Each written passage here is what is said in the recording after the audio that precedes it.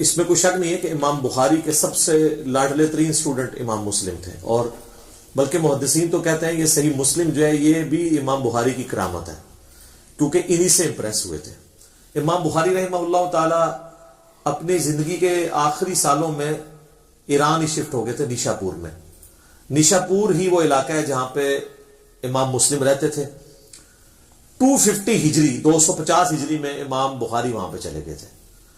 وہیں پہ امام مسلم ان کے حلقہ ارادت میں شامل ہو گئے اسٹوڈنٹ کے طور پہ۔ اس وقت تک ظاہر امام بخاری لکھ چکے تھے، تو یہ بخاری لکھوایا کرتے تھے اپنے اسٹوڈنٹس کو۔ اب اللہ کی طرف سے تقدیر غالب آئی کہ وہاں پہ ایک اور بڑے محدث تھے، امام محمد بن یحییٰ الذہلی، المتوفی 253 ہجری 253 ہجری میں فوت ہوئے۔ وہ امام بخاری المتوفی 256 ہجری اور امام مسلم المتوفی 261 ہجری کے مشترکہ استاد تھے۔ انہوں نے ہی سرنی ارینج کی جب امام بخاری آئے کہ جی ان کو ویلکم کہا جائے۔ اس وقت یہ ہوتا تھا جب محدث آتے تھے لوگ پھر ان سے حدیثیں سنتے تھے، جس طرح آج کل کو بڑا سنگر آتا ہے تو پوری پبلک اکٹھی ہوتی ہے۔ اچھا، اور امام زولی نے اپنے شاگردوں کو سختی سے منع کیا کہ آپ نے امام بخاری سے خلق قرآن کا مسئلہ نہیں ڈسکس کرنا۔ اچھا، یہ جو میں واقعہ کو بتا رہا ہوں یہ تمام اسماء و رجال کی کتابوں میں تواتر سے نقل ہوا ہے۔ اسماء و رجال کے حوالے سے بھی لوگ پوچھتے رہتے ہیں، یعنی یہ جو حدیث کے راوی ہیں ان کے حالات زندگی، اس علم کو جو ڈیوائز کیا گیا اسماء و رجال، رجال رجل مرد کو کہتے ہیں، اسماء ان کے نام۔ اس میں امام ابن حجر اسقلانی کی کتاب ہے التہذیب التہذیب، ابن حجر اسقلانی المتوفی 852 ہجری، اور ان سے بھی پہلے امام ذہبی المتوفی 748 ہجری، ان کی کتاب ہے سیر اعلام النبلاء۔ ان دونوں میں یہ واقعہ موجود ہے جو میں واقعہ آپ کو بیان کر رہا ہوں۔ اب اللہ کرنا یہ ہوا کہ اب ظاہر شرارتی لوگ تو موجود ہوتے ہیں، جس طرح یہاں کے لوگ جدید کا مسئلہ چھیڑ ہی لیتے ہیں، ٹھیک ہے نا۔ انہوں نے وہ انگلش میں محاورہ بھی ہے، forbidden fruits are always sweet, منع کیے گئے پھل ہمیشہ میٹھے ہوتے ہیں۔ خلق قرآن کا مسئلہ کسی نے پوچھ لیا کہ بتائیں کہ قرآن مخلوق ہے یا غیر مخلوق؟ تو امام بخاری نے کہا کہ اللہ کا کلام جو ہے وہ غیر مخلوق ہے، چونکہ کلام متکلم کی صفت ہوتا ہے تو قرآن اللہ کی صفت ہے، تو یہ ظاہر غیر مخلوق ہے۔ اب یہاں تک تو اتفاق ہے سب کا۔ اس کے آگے دو اسکول آف تھاٹ تھے۔ ایک اسکول آف تھاٹ یہ تھا، یہ جو ہمارے ہاتھ میں مصحف ہے نا، اور یہ پیجز کے اوپر جو لکھی ہوئی انک ہے اور یہ جو الفاظ ہیں، یہ چونکہ کاتب لکھتا ہے لہذا یہ تو مخلوق ہے، اور یہ لاجیکل بھی ہے، یہ میرے ہاتھ کی کریشن ہے، یا پرنٹنگ پریس پہ کچھ چھاپتا ہے تو اس کی کریشن ہے۔ قرآن کے جو الفاظ لکھے گئے، یہ لکھے ہوئے الفاظ یہ ہے تو مخلوق ہے کیونکہ ذرا انک سے لکھے گئے، لیکن جو چیز لکھی گئی ہے وہ خود غیر مخلوق ہے۔ اب یہاں پہ آگے اختلاف ہے۔ لاجیکل بات تو یہ ہے کہ یہ جو مصحف ہے ہمارے ہاتھ کے اندر، یہ انسان نے اس کو لکھا ہے، تو یہ ہے تو غیر مخلوق چیز لکھی گئی ہے، لیکن یہ لکھنے کے بعد تو ابھی مخلوق کی فارم میں ہے نا، تبھی تو ڈسٹرائے بھی ہو جاتی ہے۔ اگر یہ غیر مخلوق ہو تو یہ ڈسٹرائے نہ ہو سکے۔ اب یہ قرآن کو اگر کوئی معاذ اللہ توہین کرتا ہے، یا کوئی پرانے اوراق جس طرح حضرت عثمان نے جلوا دیے تھے، صحیح بخاری میں آتا ہے، تو وہ تو پھر اگر غیر مخلوق اس کو مانے تو پھر تو جلنا ہی نہیں چاہیے تھا۔ تو امام بخاری سے انہوں نے کہا کہ یہ بتائیں، یہ یعنی وہ ڈیڑی اتھل والی گل سی، انہوں نے کہا کہ یہ تو ظاہر امام بخاری نے اب اپنا موقف تو بیان کرنا تھا۔ انہوں نے کہا کہ یہ تو مخلوق ہے۔ انہوں نے کہا جی اور امام بخاری نے مخلوق کہتا ہے، جی اے دیکھ لو، اے گمراہ ہے بندہ۔ اب وہ پورا مجمع ظاہر ہے امام بخاری کے خلاف ہو گیا، حتیٰ کہ ان کو وہ شہر، حالانکہ وہ اس نیت سے گئے تھے کہ میں باقی زندگی وہیں پہ گزارتی ہے۔ اب وہ ان کے استاد صاحب بھی آ گئے، انہوں نے جناب اناؤنسمنٹ کرا دی۔ انہوں نے کہا اب وہ کیوں یہ کر رہے تھے، وہ امام بن حنبل کے شاگرد تھے، المتوفی 241 ہجری۔ چونکہ امام بن حنبل نے مارے کھائی ہوئی تھی خلق قرآن کے مسئلے میں، خلیفہ عباسی معتصم باللہ کی۔ اب جو بندہ قربانیاں دیتا ہے نا، تو اس کے ساتھ جو لوگ وابستہ ہوتے ہیں نا، ان کی عقیدت بھی آخری درجے کی ہوتی ہے۔ وہ کوئی غلط بات بھی کرے نا تو وہ اس کو بھی آن کرتے، کہتے ہیں جی اتنی ان کی قربانیاں ہیں دین کے لیے۔ جیسے کہتے ہیں نا جناب، جس طرح ہم جب کوئی پرائم منسٹر کی غلطی ہائی لائٹ کرتے ہیں، ہم کہتے ہیں نہیں بندہ ایماندار ہے، ہم کہتے ہیں یار ایماندار ہے، مان لیا ہے، ہم سٹامپ پیپر پہ لکھ کے دیتے تھے ہم ایماندار مانتے ہیں، لیکن مطلب حکومت میں یہ کمزوریاں آ رہی ہیں، تو وہ وہاں پہ بھی نا وہ نہیں جی خدمات ہے تو ان جو غلط کہہ رہے ہیں وہ بھی بننا ہے، یا انہوں نے نہیں کہا چونکہ اس مسئلے میں غلوف کیا تو ان کے نام پہ غلط چیز منسوخ کر دی جائے۔ انہوں نے کہا جی بھائی جی گل یہ ہے کہ بھئی جو بندہ بھی امام بخاری کے اس عقیدے پہ ہے نا، تو امام زولی نے کہا کہ میری مجلس سے وہ اٹھ جائے۔ تو سب سے پہلے امام مسلم اٹھے، امام بخاری تو خیر اٹھ ہی گئے اور نکل گئے، یعنی انہوں نے یہ کہا کہ میں ایگری نہیں کرتا ہوں۔ یہ ایٹیٹیوڈ تھا امام زولی کا۔ اور دوسری طرف امام زولی کا نام اگر ہم آپ کو بتائیں تو آپ کو پتا ہے ان کو کوئی جانتا بھی نہیں ہے۔ ایون اگر آپ ویکیپیڈیا پہ بھی جا کے لکھیں نا امام بخاری امام مسلم تو آپ کو سینکڑوں صفحے ملیں گے، اس بندے کا آپ نام بھی لکھیں نا تو اس بندے کے نام کے ساتھ بھی آپ کو کچھ نہیں ملے گا۔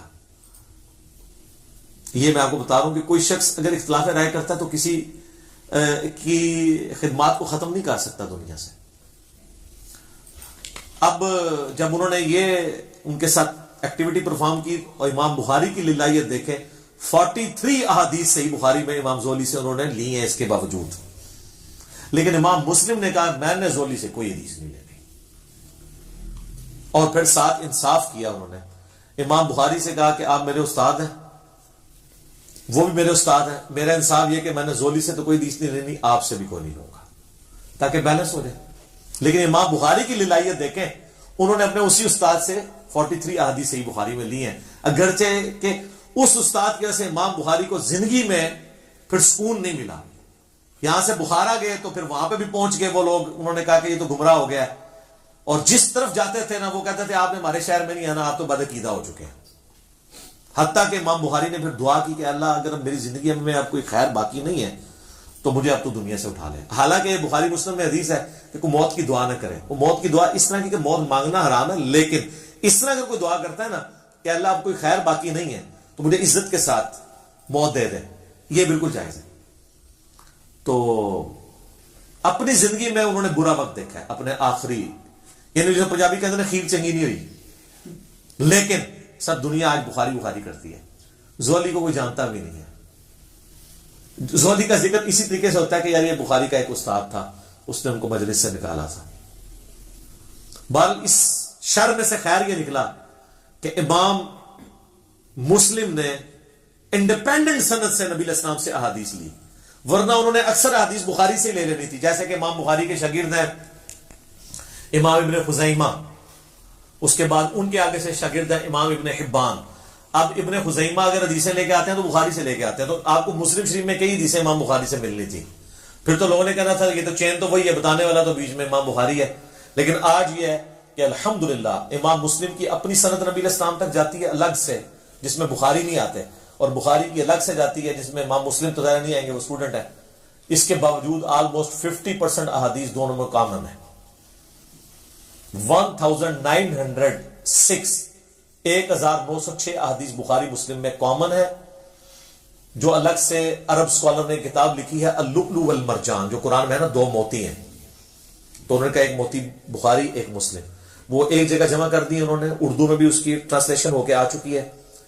اور ویسے اگر آپ کنٹینیوس نمبرنگ دیکھیں تو بخاری میں 7563 احادیث ہیں اور مسلم میں بھی 7563 ہیں۔ یہ انہوں نے آنر کیا، دونوں کی نمبرنگ اس طرح جسٹ یہ برابر ہے، اور اس میں تکرار اگر نکال دینا جو ریپیٹیشن ہے تو بخاری میں آلموسٹ 4000 ہے، مسلم میں بھی 4000 ہے، تو 4000 ہے اور دونوں میں کامن آلموسٹ 1906، 50% احادیث آلموسٹ کامن ہے۔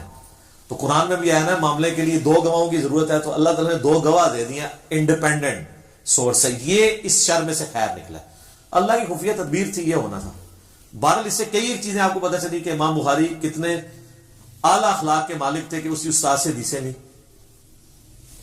امام مسلم کتنی احتیاط کرنے والے تھے کہ انہوں نے کہا میں نے اگر ایک استاد سے اختلاف کیا، دوسرے سے ایک مسئلے میں اختلاف ہوا ہے نا، انہوں نے اس استاد کو 0 سے ملٹیپلائی نہیں کیا، عزت اسی کی عزت کی وجہ سے بخاری سے بھی حدیثیں نہیں لی، یہ نہیں کہا کہ گمراہ کہہ دیا۔ اعلیٰ ظرفی کا مظاہرہ کیا امام بخاری نے، امام مسلم نے بھی۔ اور الحمدللہ آج ہمارے پاس دونوں ذخیرے احادیث موجود ہیں، اور اللہ تعالیٰ کی یہ نعمت ہے۔ آپ دیکھ لیں، نہ یہ صحابہ ہیں، نہ یہ تابعین ہیں، یہ نہ تبع تابعین ہیں، امام بخاری امام مسلم تبا تابعین میں سے آتے ہیں، لیکن اللہ نے عزت شہرت ایسی دی ہے کہ دنیا کا ہر مسلمان، ایٹ لیسٹ سنی مسلمان، دنیا میں 80% زیادہ سنی ہے، ایون شیعہ بھی جانتے ہیں کہ یہ کتاب ہے، قرآن کے بعد افضل ترین 2 کتابیں بخاری اور مسلم ہیں. اور یہ چیز ہے کہ آپ اپنی لیگیسی چھوڑ سکتے ہیں، آپ سے آبی نہیں بھی ہیں، اگر آپ دین کے لیے تڑپ شو کرتے ہیں اللہ تعالیٰ آپ کو اٹھا سکتا ہے. اور آج دیکھیں ان کا نام زندہ ہے. اس واقعے کی کلیریفیکیشن اس لیے بھی ضروری میں سمجھتا تھا، اس لیے میں نے سوال انٹرٹین کیا. یہ سوال مختلف فارم میں ہمارے پاس آیا. عموماً حنفیوں کی طرف سے یہ سوال کیا جاتا ہے کہ جب ہم ان کو کہتے ہیں کہ ہماری اہل سنت کی مین سٹریم کی ان 6 کتابوں میں، جن میں 2 صحیح ہیں نا، بخاری اور مسلم، اور باقی 4 سنن اربع، جن میں 80% صحیح حدیث ہیں اور 20% ضعیف ہیں، کچھ موضوع بھی ہیں، تو یہ آلموسٹ ملا کے 27,000 کے قریب احادیث بنتی ہیں اسناد کے اعتبار سے. ویسے تو آپ کریں گے تو 6-7 ہزار ہی بنے گی ساروں کی، اگر اسکروٹنگ کر لیں گے، اس سے زیادہ نہیں بنتی، کیونکہ جو بخاری میں آ رہی ہے، مسلم میں بھی ہے، ابو داؤد میں بھی ہے، ترمذی میں بھی ہے، ابن ماجہ میں ہے. کسی ایک حدیث میں بھی امام بخاری، امام مسلم ہو، امام ترمذی ہو، ابو داؤد ہو، نسائی ہو، ابن ماجہ ہو، انہوں نے امام حنیفہ سے کوئی حدیث نہیں لی ہے. یہ کہتے ہیں نا امام حنیفہ ان سے بھی پہلے تھے، تو بخاری میں امام مالک کی حدیثیں ہیں، احمد بن حنبل کی ہیں، تو ان کی کیوں نہیں ہے؟ اس لیے کہ محدثین کے ہاں امام حنیفہ رحمہ اللہ کو حدیث کی فیلڈ میں ضعیف مانا جاتا تھا، فقیہ وہ بہت بڑے تھے. یہ ان کا کوئی عیب نہیں ہے، ایک فیلڈ میں ہو سکتا ہے بندہ اوپر ہو، دوسرے میں نیچے ہو. مسئلہ 197 میرا ریکارڈڈ ہے. تو وہ کہتے ہیں جی پھر تو اگر یہ رول مانا جائے تو امام مسلم بھی تو بخاری کے شاگرد ہیں، انہوں نے بھی تو کوئی نہیں نہ لی. یہ ڈاکٹر طارق قادری صاحب نا ایک ویڈیو میں کہہ رہے تھے، تو وہ نہیں لی، اس کے پیچھے تو یہ ریزن ہے کہ انہوں نے اس وجہ سے نہیں لیے. یہ نہیں ہے کہ وہ امام بخاری کو گمراہ سمجھتے تھے یا امام بخاری کو ضعیف سمجھتے تھے، ایسا تو نہیں تھا. اچھا، پھر انہوں نے خود اس میں تھوڑا سا اس حوالے سے بھی کلیئر کیا کہ جی وہ اصل میں امام بخاری کا موقف یہ ہے کہ جس کا عقیدہ جو ہے نا وہ یہ ہے نا کہ ایمان کم اور زیادہ نہیں ہوتا، تو امام بخاری اس عقیدے کو غلط سمجھتے تھے. احادیث کی روشنی سے بھی ظاہر ہے یہ غلط ہے، ایمان کم زیادہ ہوتا ہے. تو اس لیے امام بخاری ان کے عقیدے کو صحیح نہیں سمجھتے تھے امام حنیفہ کے، اس لیے ان سے حدیث نہیں لی ہے. یہ اب ان کو بات پتہ ہے، انہوں نے بیان بھی کی.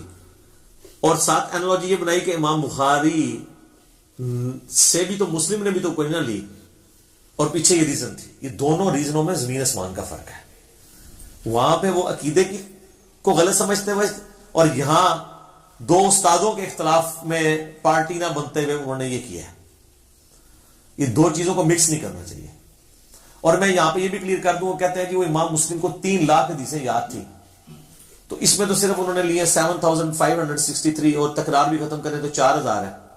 تکرار ختم کر کے کنٹینیوس نمبرنگ کو توڑ کے فواد عبد الباقی نے ایک دوسری نمبرنگ بھی کی ہے جس میں 3033 حدیثیں ہیں. یعنی ایک صحابی سے اگر ایک حدیث ہے اور دوسرے سے بھی اسی سے ملتے جلتے ہیں تو 5-6 پہلی 6 حدیثیں صرف یہی ہیں کہ جس نے میری طرف جھوٹ منسوب کیا اپنا مقام دوزخ میں دیکھ لے. اس نمبرنگ میں اس کو ایک ہی نمبر دیا انہوں نے. حضرت علی سے بھی ہے، حضرت ابو ہریرہ سے بھی، حضرت انس بن مالک سے بھی، حضرت مغیرہ بن شعبہ سے بھی، حضرت جابر بن عبداللہ سے بھی، حضرت جو ہے وہ عبداللہ ابن عباس سے بھی. لیکن کنٹینیوس نمبرنگ میں یہ 6 نمبر چلیں گے. ڈسکنٹینیوس میں جو فواد عبد الباقی نے کی ہے وہ انہوں نے اس کو ایک ہی نمبر دیا ہے. اس وجہ سے وہ نمبرنگ کا اختلاف. اسلام 360 میں ہم نے بہرحال کنٹینیوس نمبرنگ ڈلوا دی ہوئی ہے بہت پہلے، میں نے کہا کہ تاکہ آسانی ہو جائے. اور میں ضمن بتا دوں بخاری شریف کے جو چیپٹرز مسنگ تھے نا وہ بھی ڈال دیے انہوں نے. آپ چیک کر سکتے ہیں. اب رمضان آنے والا ہے نا، تو آپ نے جا کے بخاری شریف میں نے بتایا تھا 692 نمبر حدیث کی ہیڈنگ میں امام بخاری نے لکھا ہے کہ سیدہ عائشہ کا غلام تھا زکوان جو مصحف ہاتھ میں پکڑ کے انہیں قیام اللیل کرواتا تھا، اور اس کی پوری سند جو ہے وہ سنن کبریٰ البیہقی میں اور مصنف عبد الرزاق میں ہے.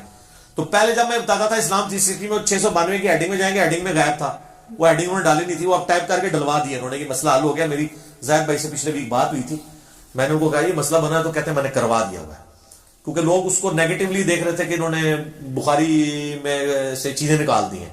تو میں نے کہا وہ کسی درجے تک ٹھیک ہی دیکھ رہے تھے، آپ نے کیوں نکالی ہیں اس طرح؟ اگرچہ آپ نے، وہ کہتے ہیں میں تو ہیڈنگ سمجھ رہا تھا کیونکہ اس کی نمبرنگ نہیں تھی، لیکن میں نے کہا امام بخاری کا فارم ہے وہ تو آپ نے بتانا ہے. تو یہ کہتے ہیں 3 لاکھ حدیثیں، وہ 3 لاکھ اسناد ہیں یار. قرآن کی آیات آلموسٹ 6,500 ہیں. 6,666 نہیں ہے سر، وہ بھی کہانی جائے نہ. تو حدیثیں کیسے 3 لاکھ 6 لاکھ ہو سکتی ہیں نبی علیہ السلام کی زندگی میں؟ آپ کی عمر نو تھی کہ آپ نے 6 لاکھ حدیثیں بیان کرنی تھی؟ ٹوٹل احادیث جو ہے نا نبی علیہ السلام کی 10,000 سے زیادہ نہیں ہے. ساری کتابوں کی بھی جمع کر لیں. ویسے تو آپ کہیں گے 27,000 تو ادھر پڑھی ہوئی ہے اور مشکات کی بھی 6,000 ڈال لیں، تو مشکات میں بھی اسی میں سے ہی ہے نا. اگر یہ حدیث ہے کہ میری طرف جھوٹ منسوب کیا تو اپنا مقام دوزخ میں دیکھ لو، تو یہ بخاری میں بھی ہے، مسلم میں بھی ہے، ابو داؤد میں بھی ہے، ترمذی میں بھی ہے، نسائی میں بھی ہے، ابن ماجہ میں بھی ہے، اور مشکات میں بھی ہے. مشکات تو خیر اسی کے نوٹس ہیں. 7 جگہ پہ ایک حدیث ہے تو اس کو 7 دفعہ تو نہیں گنا جائے گا، 1 دفعہ. اور اس ایک حدیث کے بھی امام بخاری کئی ایک طرق لے کے آئے بخاری میں، اور ہر ایک کو علیحدہ نمبر دیا گیا. بعد میں امام بخاری مسلم نے تو نمبرنگ نہیں کی تھی. نمبرنگ تو ابھی 40-50 سال پہلے ہوئی ہے اسٹینڈرڈائز، تاکہ آسانی کے ساتھ ڈھونڈا جا سکے. تو اب وہ آپ یہ کہیں گے کہ جناب یہ 7 حدیثیں ہوگی، 1 ہے. اس کو آپ یوں سمجھیں کہ ایک صحابی نے نبی علیہ السلام سے حدیث سنی، اس نے 10 تابعین کو سکھائی. حدیث 1، اسناد 10. ہر تابعی نے 10 تبع تابعین کو سنائی. ایک حدیث 100 اسناد. اور امام بخاری امام مسلم تو آ رہے ہیں تبع تابعین میں. وہاں پہنچتے ہوئے ایک ایک حدیث کی 1000 اسناد ہیں. اگر ایک صحابی بھی ہو اور اگر کئی صحابہ ہوں تو لاکھوں میں اسناد جائیں گی. انما الاعمال بالنیات کی 700 اسناد ہیں. حدیث تو ایک ہے. کہتے ہیں جی لکھاں حدیثاں سنتے ہیں انہوں نے نا تھوڑی جی وہ جڑیاں نہیں لئی ہیں وہ ساڑیاں سن، وہ آئی نہیں سنتے. اچھا دیکھیں جو چیز سامنے موجود ہے اس کو تو نہیں ماننا، جو انہوں نے نہیں لی وہ ماننی. وہ تسی لے ہی نہیں مندے پہ ہو تو جو انہوں نے نہیں لی ہوئی ہے وہ تو آپ نے ماننی نہیں تھی. ٹھیک ہے. تو یہ اسناد ہے میرے بھائی، یہ کوئی اس طریقے سے حدیثیں نہیں ہیں، سندیں ہیں. ان کی طرق ہیں اتنے زیادہ. حدیثیں 10,000 سے زیادہ نہیں بنتی آلموسٹ. بہت کھینچ تان کر لیں. ورنہ اگر آپ سے کوئی کہہ 3 لاکھ مسلم کو یاد تھی، عام بن ربل کو 6 لاکھ یاد تھی، اور سارے ملینز میں بنتی ہے. اس کی ٹائم کی کیلکولیشن کریں گے کس وقت نبی علیہ السلام یہ حدیثیں بیان کرتے تھے. قرآن تو آپ کے آخری وقت تک نازل ہوتا رہا، قرآن ہی بیان کرتے رہے. حدیثیں کس وقت بیان کی ہیں؟ اس کے لیے تو میں نے بتایا عمر نوح چاہیے.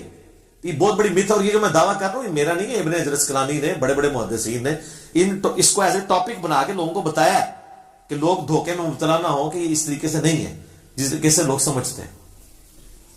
تو یہ ایک واقعہ تھا. میں نے اس کے ساتھ کچھ جو کو ریلیٹڈ چیزیں تھیں جو اکثر سوالات لوگ کر رہے ہوتے ہیں، میں ساتھ ساتھ جو میرے دماغ میں آتا ہے نا میں بیان کر دیتا ہوں کہ کوئی چیز اس میں سے اسکپ نہ ہو جائے.